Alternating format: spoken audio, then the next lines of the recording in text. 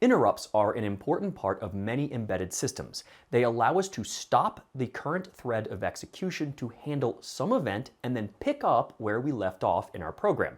And they handle these events quickly and in a predictable manner. Interrupts can be triggered by external events, like an input pin changing state, or internal events, such as a timer expiring.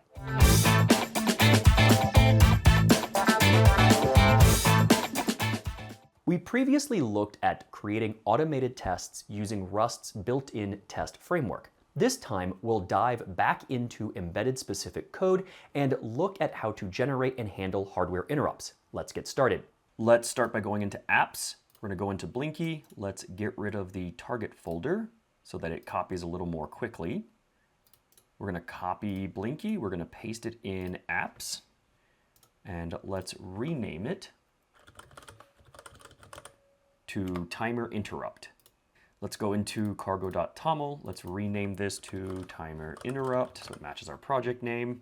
We will also need the Fusion library. This gives us access to some time types. The other library we'll need is critical section. This gives us access to things like some basic mutexes that allow us to change things like global variables in a safe manner. Let's save that. And let's open up our main.rs. If you scroll down, we're actually using hardware timers in the Blinky code. It's just been abstracted for us. This gives us access to things like delay. This creates a blocking delay for us, and it is using a hardware timer that's been abstracted. But we're going to see how to set up a timer/counter in hardware and trigger an interrupt service routine for us. In other languages like C, it's easy to set up a global variable and then share that data between things like your main thread of execution and interrupt service routines. You'd usually have to prefix the keyword volatile in front of it to let the compiler know that it's being used across essentially multiple threads, but one thread and an ISR, or multiple threads if you're in something like a real-time operating system. This can be tricky to accomplish in Rust due to the ownership rules. Who has that particular variable? Is it the ISR or is it the main thread? We can get around that by using these things called RefCells. They let us modify data with only immutable references, so we can have multiple immutable references, and they enforce the borrow rules at runtime instead of at compile time. So this is a bit of a workaround. We're going to enforce this type of access using a mutex found in the critical section library. Mutexes are like keys. You can only have one at a time to unlock access to, say, a piece of data or a section of code. Our concrete hardware HAL is going to remain the same. We are no longer going to use delay in the embedded HAL, and we're going to change output pin slightly. In embedded HAL, we're going to say digital stateful output pin. This allows us to use the toggle method in that output pin struct. If IntelliSense isn't working, I'm going to press Control P, type a greater than symbol, and restart the server. Give it a second to re-index everything, and it looks like it works there. So this is a trait. If we go to the definition, you can read more about the trait. This gives us access to this toggle function because the stateful pin remembers its previous state. All right, back to our code. We're going to import some pin-related structs and enums so that we can define a global pin type. Previously, we defined something just in our main, and now we're going to make it global so that we can access it from the interrupt service routine. Next, we're going to import some timer-related traits, structs, and enum from our HAL. The copyable timer lets us use multiple alarms referencing the same underlying hardware timer.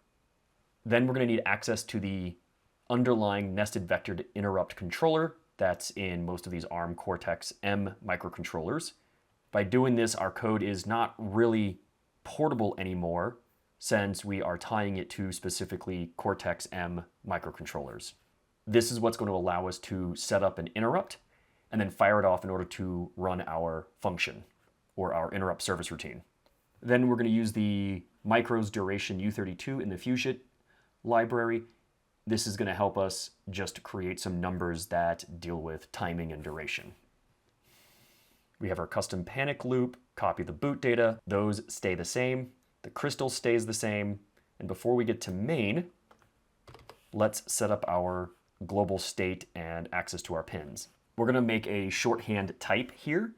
So we're going to use the type keyword. So LED is going to refer to this concrete type that we're going to set up. This is a pin, and if you remember, a pin is a generic type that's defined by other types. In this case, we're going to set the pin number to GPIO 15.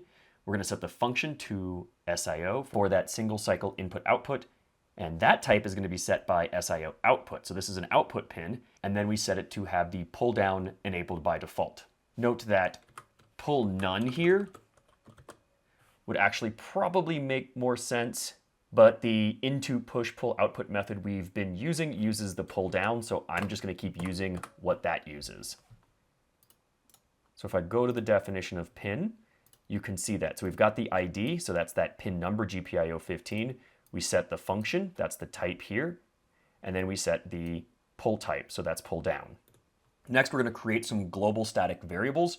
This is what's going to allow us to share data and toggle the pins in both the main function, or our main thread of execution, and the interrupt service routine. All right, there's a lot going on in this line as I'm typing it out here. The static keyword means that this is a global variable that lives for the entirety of the program, so that defines the lifetime of it. We'll give it the name galarm for global alarm. That's the name of this variable. And it's going to be of type mutex, first of all. This is an atomic lock or key, depending how you look at it, that allows us to disable interrupts while accessing this data. This guarantees some memory safety during an interrupt service routine. That is of type RefCell. This, as you remember earlier when we imported that library, gives us mutable access to shared data, even if that data is an immutable reference. So it allows us to mutate the data during runtime, which in this case can only be accessed through a mutex. So that's how we're saying that only one piece of code can access this data at a time in order to change it. That's affording us the protection. This is going to be of type option. That can hold some or none, as we've seen before. We will start it as none, but it's going to allow us to move values in and out of the global variable, and we can change who owns that value, or who owns the global value. The option some type will hold alarm 0, and that's going to be defined by the copyable timer 0 that we imported earlier. So this timer gives us a concrete alarm type that we can use. We're going to initially set this to a new mutex, and we're going to give that a RefCell new and none. So that is the option type none here. So this is set to nothing, but it's protected by a runtime RefCell that allows us to change the value on the inside, and that's protected by a mutex that we have to request to unlock in order to get inside of this RefCell. We're going to do the same thing with our LED pin. So we set up one for the alarm for our timer, and we set up another for our LED pin. So this is a static GLED for global LED. This is going to give us access to that pin. It's going to be of type mutex. In that mutex is a type RefCell, and in there it's an option, so some or none. And then the sum will contain the type LED pin. The LED pin is that alias type we just set up earlier, where that is a particular concrete type of pin. We will also set this to an initial value of mutex new in that RefCell new and none. So this is initially containing none, and we'll move values into that when we need to during runtime. All right, let's scroll on down. When we initially set up the pin into push-pull output here, we set it as mutable. We actually don't want it to be mutable because we are going to access it mutably through that RefCell, as you'll see in a moment. After we've configured our timer, we want to set up an alarm from that timer. So we're going to say let mutable alarm equal timer, so that's the timer we just created, in the line above it. From there, we're going to get access to alarm 0, and we'll unwrap that option that alarm 0 returns. Let's go take a look at alarm 0. You can see you have a number of alarms available. Looks like up to 4 different alarms.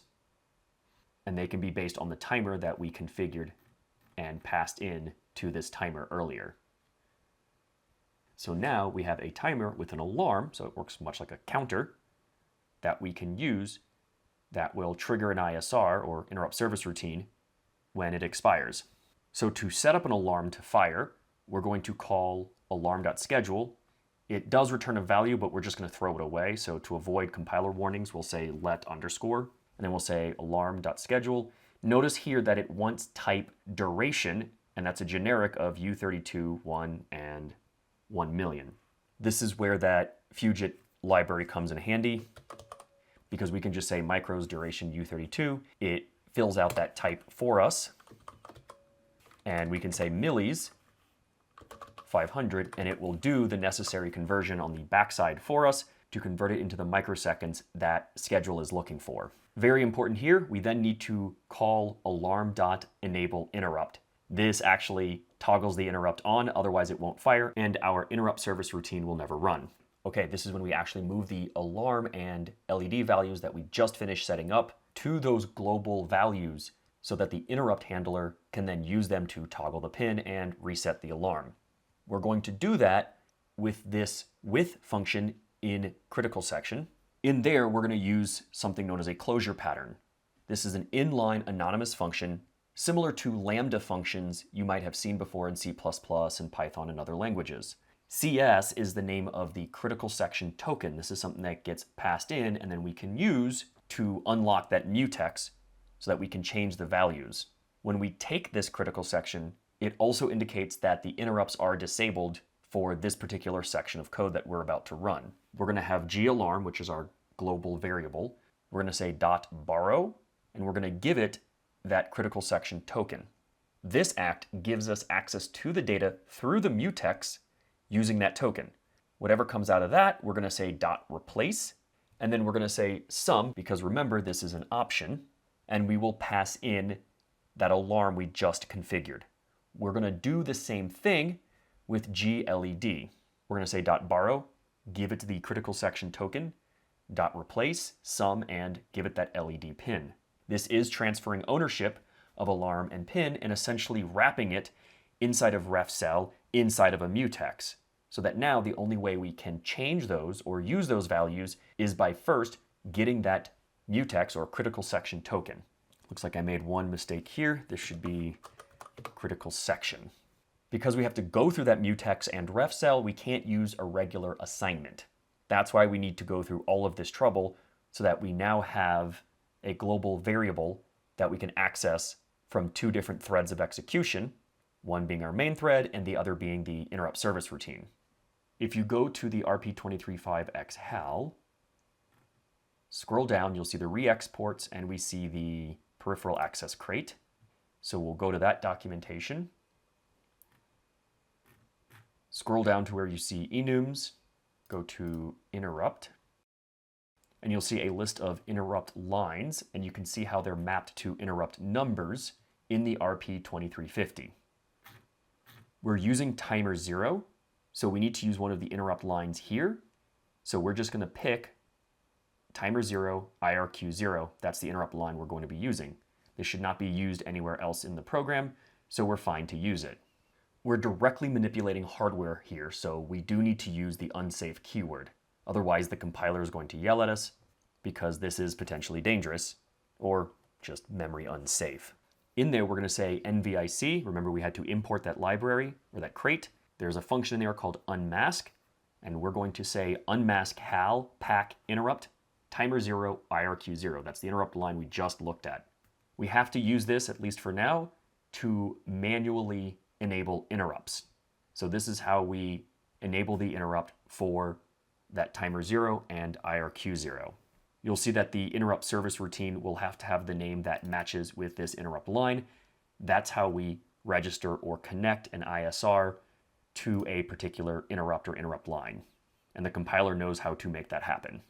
In our main loop, we're now going to do nothing.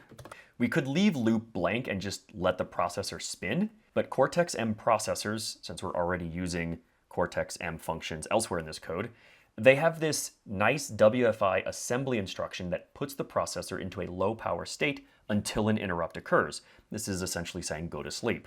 WFI, or wait for interrupt, returns after an ISR completes. In this case, our interrupt service routine will run, that we're going to write in just a moment. WFI will return, so you could have loop do something, and then it will go back to the top of loop and put the processor to sleep again, waiting for that interrupt, or any interrupt. Now let's write our interrupt service routine. ISRs are given by this interrupt macro, or this interrupt attribute. This essentially turns it into a macro that registers the function in the interrupt vector table and generates any necessary code to properly save and restore CPU registers on this function entry and exit. Notice that we're giving it the name timer0 IRQ0. That matches up with the interrupt line we put in unmask. So that's how the processor knows to call this interrupt service routine, because this has been registered when the program compiles. In there, we're going to call this with function in critical section again. We're going to use this closure pattern, essentially a lambda function. So we get this CS token coming into our function. And notice these vertical bars here around CS token. So closure patterns can look a little odd at first, but essentially this is being run and we're given CS. In here, this section in curly braces, this function we're writing, acts as our critical section. Then we can actually get mutable references to both our pin and alarm. To do that, we'll say let mute alarm ref. So this is going to hold our reference to the alarm. We'll say galarm.borrow, give it the critical section token. This is the pattern we saw earlier. Then rather than calling replace, because we're not going to update that value, we're going to say borrow mutably. So borrow mute. This function gives us a mutable reference. We're going to do the same thing with the LED pin. So we're going to say let mute LED ref equals gled for our global static variable. We're going to say .borrow, give it that critical section token, and say .borrow mutably. Remember that these are options, so we do need to get the values in those. So we're going to say if let, we're going to have a tuple here of some alarm and some LED. Alarm and LED are going to get filled out, and we're going to use assignment here to say alarm.ref.asMute inside of a tuple for that first value, and then ledref.asMute. So those some values get filled out, and now we have access to alarm and LED. This let keyword in this if statement might look a little odd. This is known as a destructuring assignment with pattern matching. So on the right side, we create a tuple with .asMute, converting a mutable reference to an option that contains a mutable reference. So assuming this option does contain some or some value, it will get assigned to alarm here. And because of the mutable reference in this option, that gets passed along so that now alarm becomes a mutable reference for the rest of this block. This expression evaluates to true if both options are some. If either one of these contain a none value because, for example, the pin or the alarm was not initialized correctly, this left side does not get filled out, and essentially this let evaluates to false.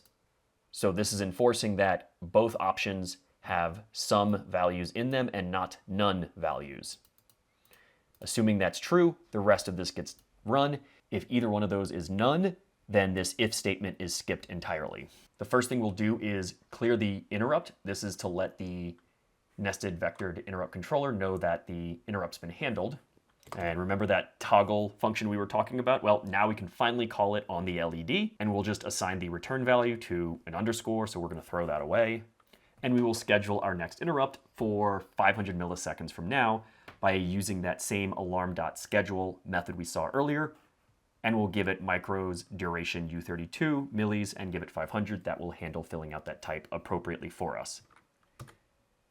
And then make sure to give a semicolon at the end of this critical section. Let's save our work. If you're in libraries, go out of that, go into apps, go into timer interrupt. We're going to say cargo build. With any luck, that should build. Looks like we've got a couple of warnings here. We have an unused import at the top. So if we control click on main.rs and the line number, that will highlight for us. Sure enough, I left both of those in here on accident. Let's get rid of those and save. And let's try building again. It looks like it worked that time. And we are going to call picotool uf2 convert, give it the location of the elf file, so target thumb v8, that folder debug, the name of the elf file, timer interrupt, -t elf to treat it as an elf file as the input, and then we will dump that into firmware.uf2. Hopefully that works. I'm going to press the boot select button on my Pico 2 and plug it into my computer. That should pop up here. Navigate to your Introduction to Embedded Rust folder that you've been working in, go to Workspace, Apps. Let's go to Timer Interrupt. Here is firmware.uf2. I'm going to copy that, and I'm going to paste that in the drive that enumerated. You should see your LED blinking. It might look the same as our original Blinky demo, but you know that it's being done all with hardware interrupts while the processor just sleeps. This should get you started using interrupts in Rust. Your challenge, should you choose to accept it, is to create an external pin change interrupt demo. When you press the button, it should toggle the LED, but you must do it with a pin change interrupt. If you go to the RPHAL repository and go into the RP235X examples, you should see a GPIO IRQ example. I highly recommend looking through this code as a start. Much of this should look familiar. It sets up some global variables protected by a mutex. It attaches an interrupt to the source, enables the interrupt, and then does nothing in the main loop. The interrupt service routine borrows a mutable reference from the global variable and uses it to check the button state. Notice that this example toggles the LED in the interrupt service routine. That's still prone to contact bounce, so I want you to modify this example to include a global flag that gets set on button press. Then, in your main loop, check to see if that flag has been set, clear it, wait 50 milliseconds, and check the button state again. If it's still pressed, then toggle the LED. It's okay to block for 50 milliseconds in this challenge. Just don't do it in the interrupt service routine, as you usually want to keep those as fast as possible. I highly recommend using an atomic type as your global flag to keep it thread safe. Say maybe an atomic bool to indicate that the button has been pressed. I'll put a link to the repository with the solution in the description. In the next episode, we'll see how to enable step-through debugging with the Raspberry Pi Debug Probe. Good luck on the challenge and happy hacking!